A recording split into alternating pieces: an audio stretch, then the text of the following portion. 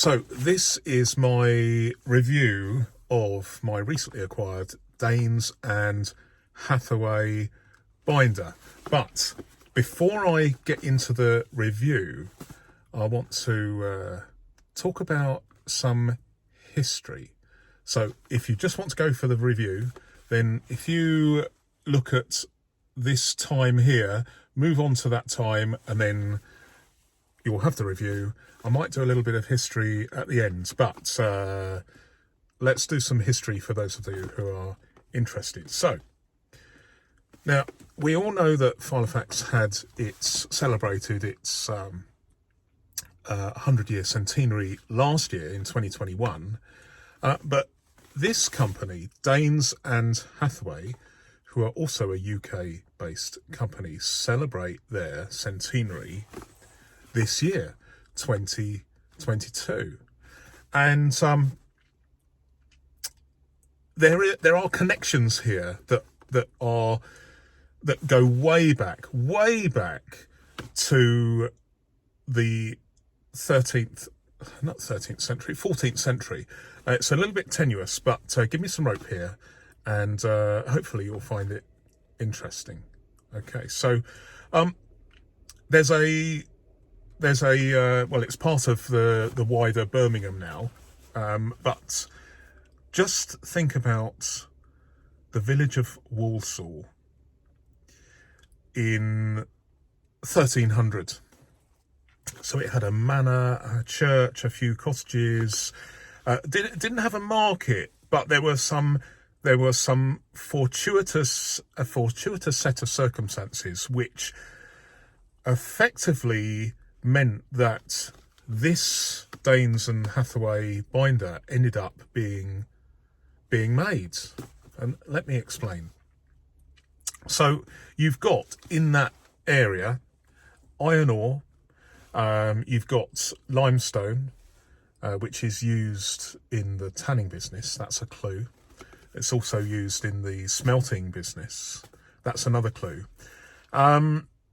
You've also got trees, which you can chop down and make charcoal. And you've got water power. So it's on a hill, so that you've got water that falls, and as it descends you can utilize that in a water wheel, and so it's not completely flat. So you've got all these constituent opportunities and resources that lend themselves to making the smelting of iron and making stuff out of metal. And it's something that goes on today. You know, certainly there is some industrial processes going on in the Birmingham area that still go on today, albeit there's lots of competition from around the world these days. But it was an absolute hive of industry. So all this wasteland, if you look at the records, there's lots of talk of the purchase or the leasing, generally the leasing, because the lords of the manors don't like selling stuff. They like to lease stuff because there's a legacy for future generations. I know I'm waffling now, but bear with me. Give me some rope. And there's all this smelting going on, and there's all this making of what rapidly became a centre for horse furniture. That's bits and spurs and buckles. And you can still buy buckles made in Birmingham or Walsall today, but to a lesser extent. However, this industry became this Walsall became over the centuries, literally centuries. It became a centre for. Apart from the metal horse furniture, it also became a centre for the manufacture of saddles and leather straps for horses, harnesses. And this became one of the leather making centres of the world. Okay, there was some competition, certainly by the 70s, there was competition from Germany and other places because of the manufacturing costs, as it is inevitable, isn't it?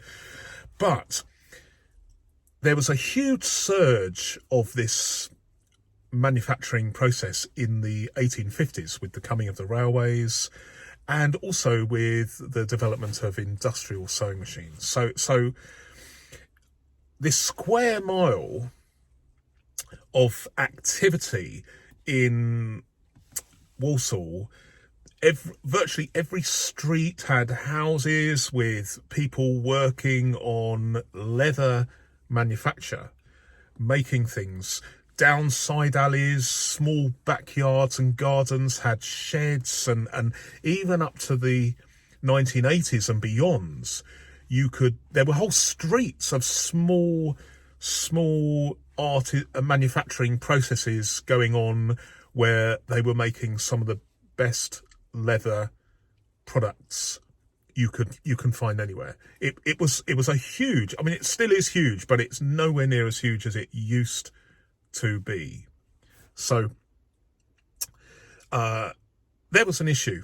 Well, not an issue, but the problem was, as we know, companies have to diversify because of changes in the market. And the big thing, and this is what I'm alluding to and getting onto with Daines and Hathaway, was the coming of the motor car. So right up until the First World War, there was not many people had cars. Most people still had horses, and in fact there was one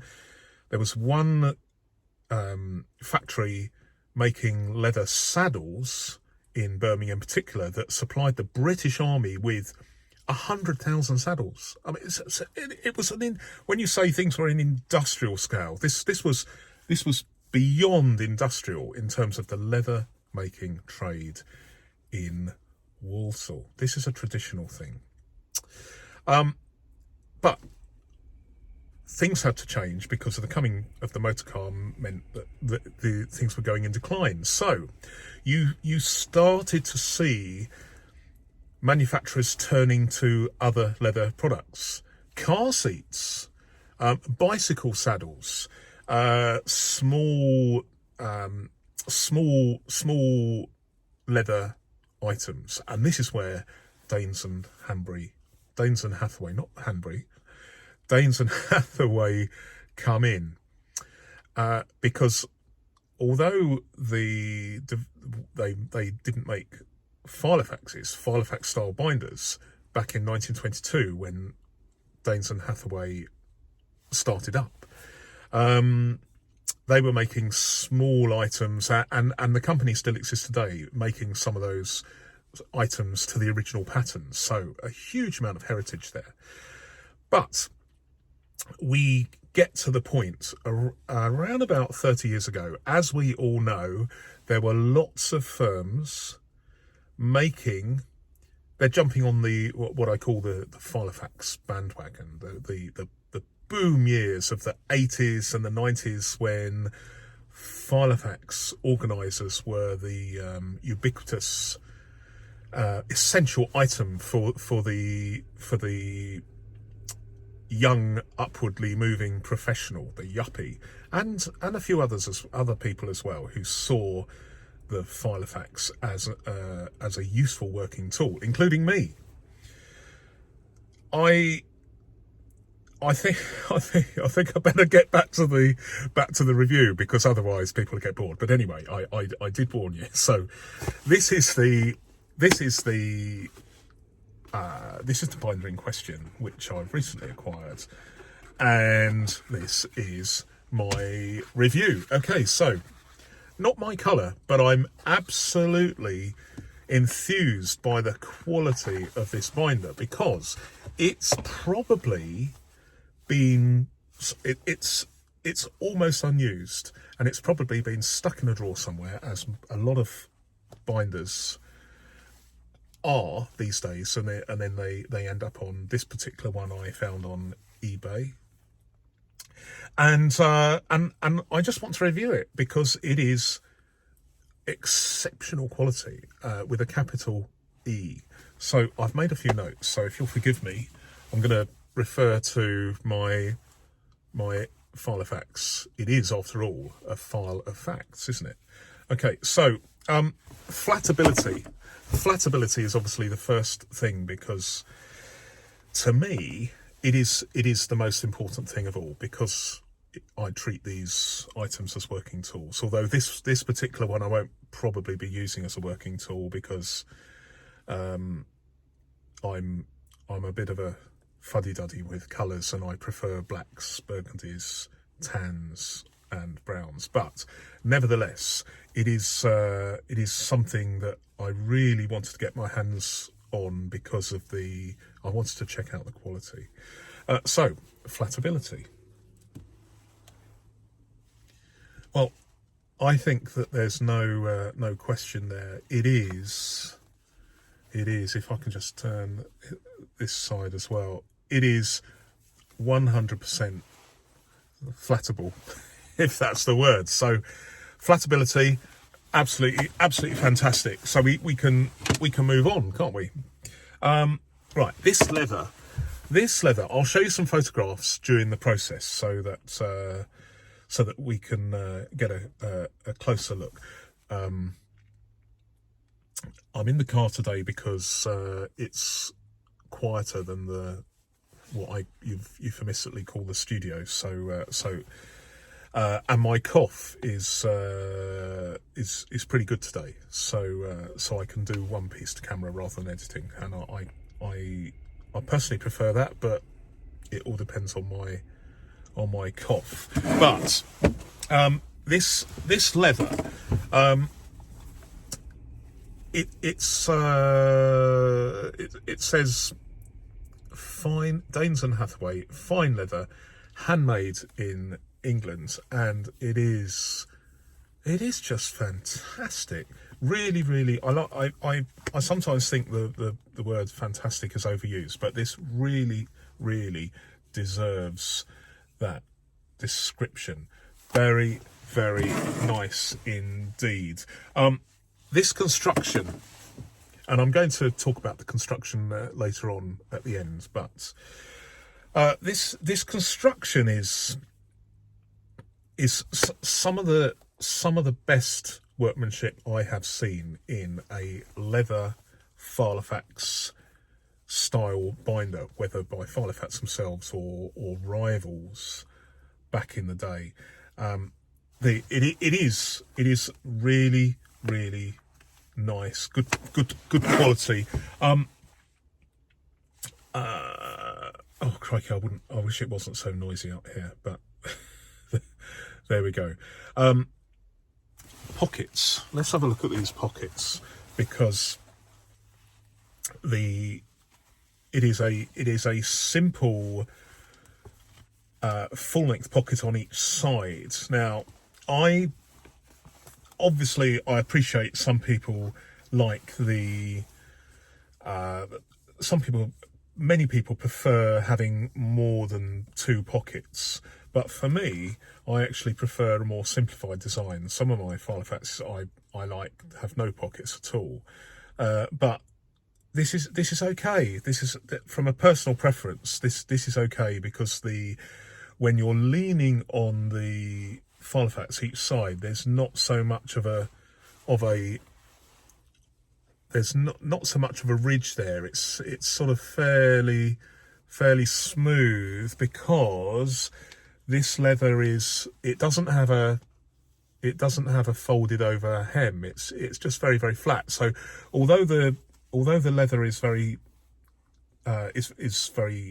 good quality, I actually like the fact that there's less of a ridge. Can you see that? There's less of a ridge there. So if you have there we go. You could almost write on that.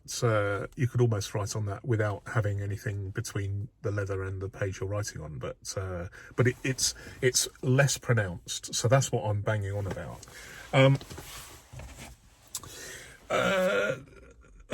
Right, dimensions. Okay, well, I will just put the dimensions in the description, but they are, if I've just been looking at this comparing it to my filofax Sherwood, which is my favourite filofax. I've used it every day for 28 years. And it is absolutely identical in the dimensions to the nearest millimetre. So I'm sure that when Daines and Hathaway made these, they must have had on hand one or two traditional filofaxes to measure, and they literally made it absolutely exactly the same. Where are we? Okay, the strap. Now, I haven't seen this before. Certainly, I haven't seen this arrangement on a filofax, unless you can tell me different. But this kind of toggle with a just a loop in the leather. I wasn't too sure about this, but having played with this filofax for a little while, I really like that style, especially because on vintage filofaxes of this era, quite often the popper has disappeared, fallen off, and it's I even emailed Filofax some while ago and said, can you point me in the direction, and they said it's not possible to give you any information about vintage Filofaxes. Okay, fair enough. But I really like this strap, particularly because it's actually just two pieces of, I'll show you in the photographs, but there's two pieces of leather. They're not folded over. The leather is good quality. Just two pieces of leather stitched together, and that is the best construction in my opinion. Perfect. There's nothing to really fold over or wear out or become twisted or distorted. I mean, what am I trying to say? I'm not trying to say some straps are rubbish. Well, actually they are. That some straps are rubbish. I've even seen some where to give the illusion of good quality leather, it's just very, very thin slivers of leather material with a bit of rubber inside to make it look like, I mean, that's just, I wouldn't say that's fraudulent, but it's just a triumph of marketing over design, in my opinion. So I prefer a leather strap that is just made out of proper leather, and this is well executed, in my opinion. We're on to inserts now. No, we're not on to inserts. We're on to the pen loop. Forgive me. So this pen loop is it is absolutely the same as a standard Filofax. So this is a standard Filofax pen, and the loop is perfect. But what I like about, two things I like about this pen loop, and I've mentioned this before in other videos about the pen loop. I like what I call an outboard pen loop, i.e. that is one that is designed to face outwards.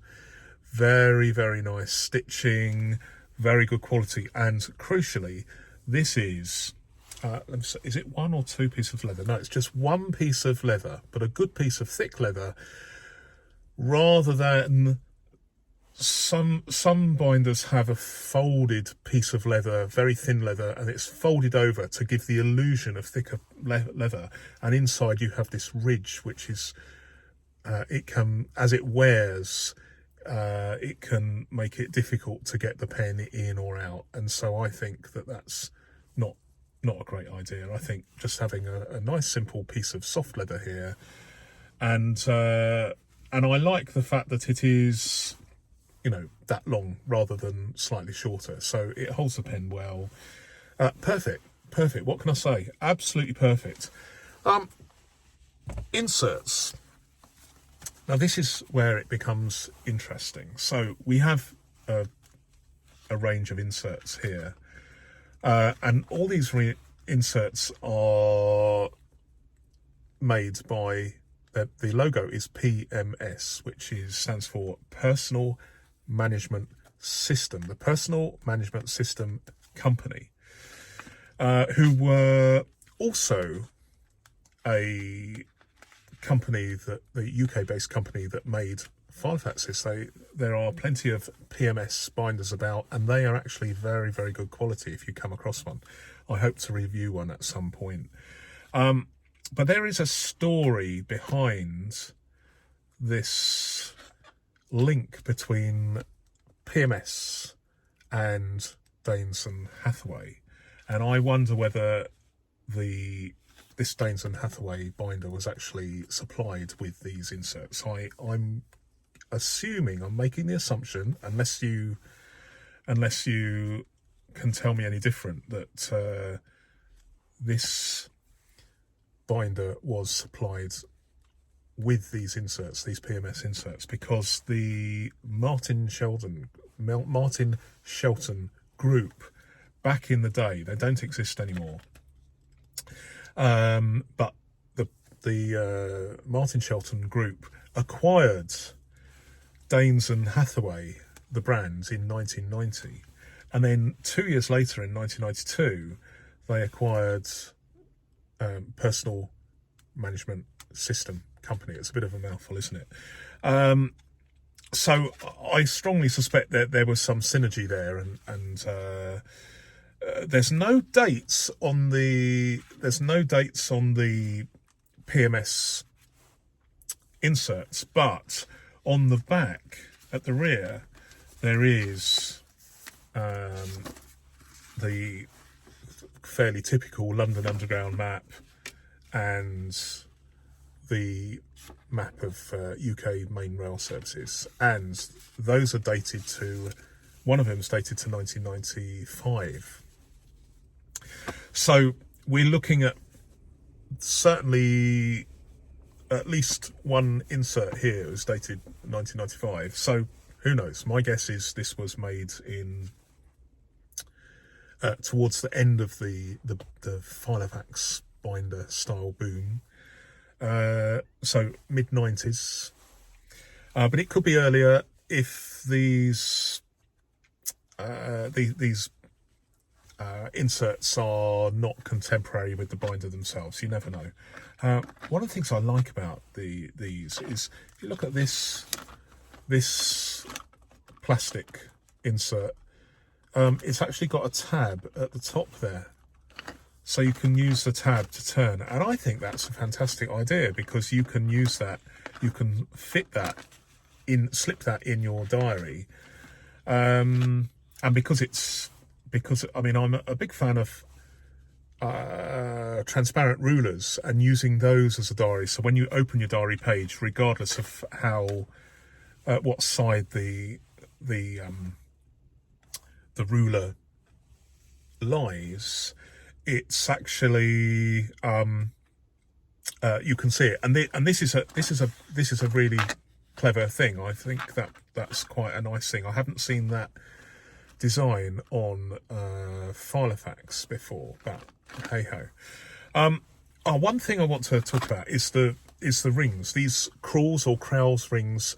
I mean, as many of us know, they are the business. They really are good quality, and okay, it's hard to tell whether or not these rings are more susceptible to bending and distorting than cheaper ones, but clearly they are a better quality, more expensive ring mechanism than some we see on modern binders. So it's a sign of quality. Filofax have used crowls or crawls rings in the past, but I don't think they do now. But again, I stand to be corrected. But really, really nice. They have a nice mechanism, very, very solid. They're strong, very, very strong, but smooth, and the mechanism feels really, really good quality. And these teeth, when I talk about the teeth, I'm sure there's a technical term, but when you look under through a magnifying glass at these teeth on these crawls rings, they are really, really well machined. They're nicely cut, and so I think that aids the the ability of these rings to be super smooth, so that when you turn a page, it doesn't. They're not perfect, but they are smooth, very, very smooth. There's nothing worse than having rubbish rings if you're a filofax user, is there? So there we have it. That is my review.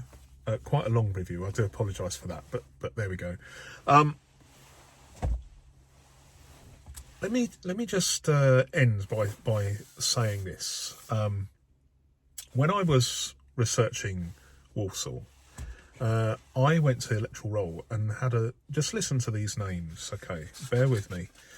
So, some of these names on the electoral roll: Skinner, Glover, Barber, Sadler, Tanner, and some obscure ones. Fell, Sack, Belger, Corden, Patton. Now, all these surnames are connected with the leather manufacturing trade. And these names, now bear in mind that leather making certainly there was some leather making going on in the 14th century and right up to the present day. These are surnames of people who still live in the Walsall area today. And bear in mind that with the coming of the railways, people tended to move around. When the car came, they move around even more. Not many people live in the same town as their great grandparents anymore. But when you look at the number of surnames on the electoral roll that are still there, living there, it is literally hundreds and hundreds of people, even though it's probably a very, very small fraction of the people that used to have that surname and have moved away. So it's really indicative of Walsall as a centre, a world-leading centre of the leather trade from the past. Why am I banging on about this? Well, I'll tell you why. Because when I hold this binder, I'm not saying I have some telepathic feeling that's coming through the leather to my fingerprints, to my fingertips. I'm not saying that, but what I'm alluding to, what I'm suggesting is that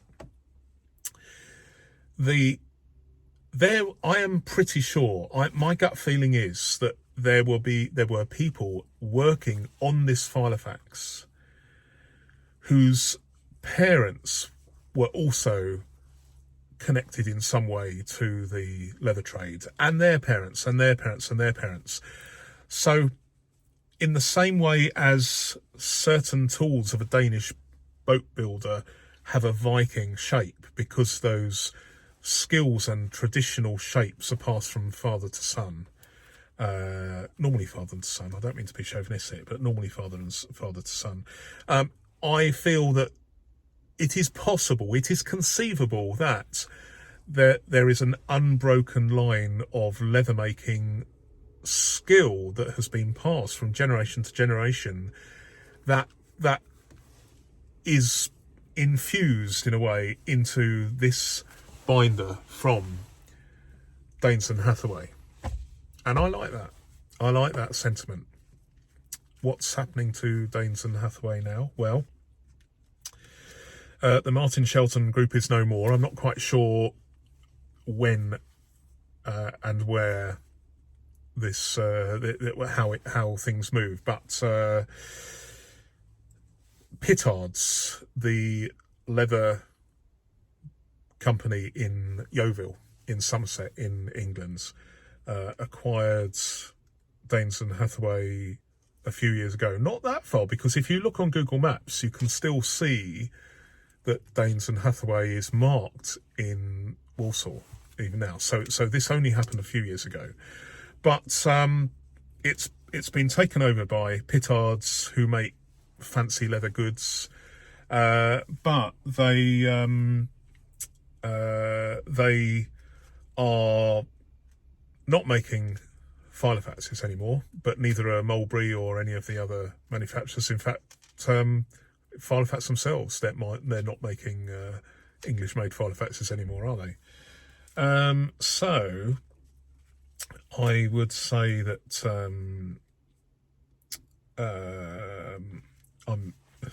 I've lost my train of thought.